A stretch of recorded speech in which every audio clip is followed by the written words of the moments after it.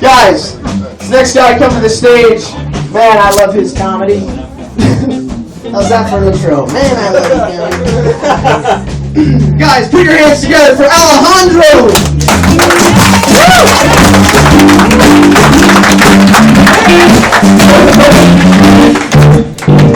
Hey, what's going on? Who's feeling bi-curious tonight?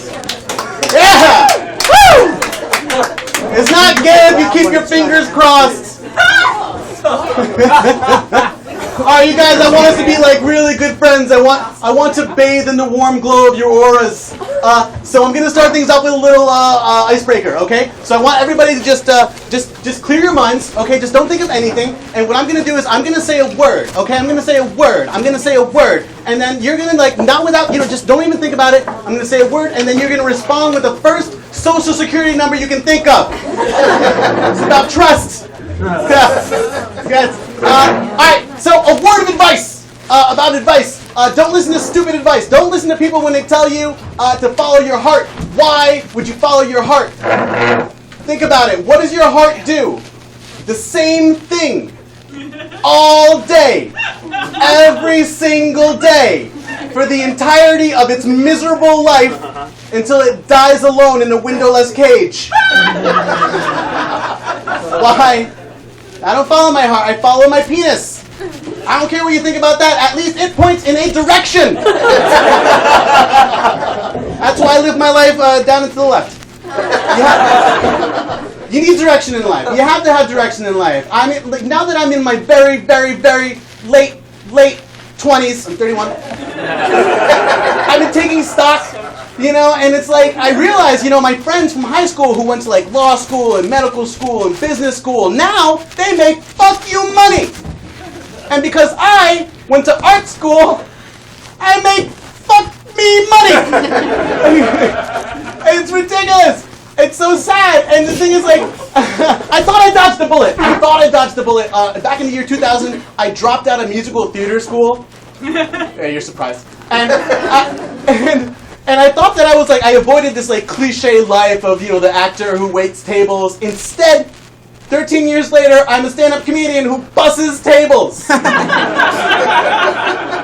The best thing I can say from my adulthood is that I have failed laterally. It's tough, and I'm not a good busser. I'm not good at it. I do things that you're not supposed to do when you bus tables. I eat people's food off of their plate after they leave the restaurant. Because I'm so hungry. And I know there's something wrong with me because I don't think it's disgusting. I don't. And my roommate's like, aren't you worried about hepatitis? And I was like, no, I'm not worried about hepatitis. I don't know what that is. And I refuse to look it up. I don't want to spoil my appetite. Guys, it hasn't been easy. You know what I mean? It hasn't been easy ever since I lost my job in the porn industry. True story, I spent most of my professional life working in a cubicle in the porn industry, and I'm not going to say too much more about it because it's not a good place to start a conversation. Nobody starts a conversation about porn and ends it talking about Noam Chomsky. Unless you're a little pretentious and kind of horny. And I think my humor is elevated. It's a little more sophisticated. So all I'm going to say is that I spent 2.5 years working in porn, and I got laid off, and it was just a load off my chest. You know what I mean?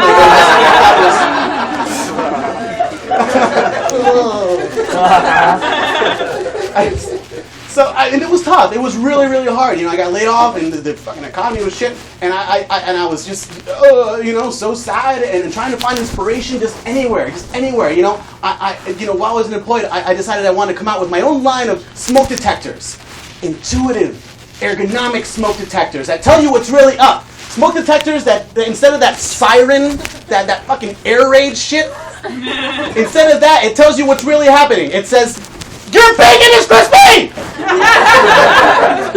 Or alternately, something fell to the bottom of your oven! Inspiration, you know what I mean? And then, and that didn't work out, but I did finally find that thing that inspired me to take the next step in my life and move forward, and I decided to go to nursing school. because, hold your applause, because I saw this, because we fucking hate nurses. Because I saw this commercial that, oh my god, it was so inspirational. You know what I mean? Like, I didn't even see it coming. I was just, flipping through the channels, Maury Povich and whatnot. And all of a sudden, there are these happy women in lab coats, and this guy is singing, "You're a nurse, you make a difference." And I was like, that is so much better than the 1-800-mattress song. It was such an inspiration to me. And I feel like in that moment, you guys, like in that moment, I didn't even want to help anybody, I just... Fuck nurses. I just wanted to like burst into a hospital room like,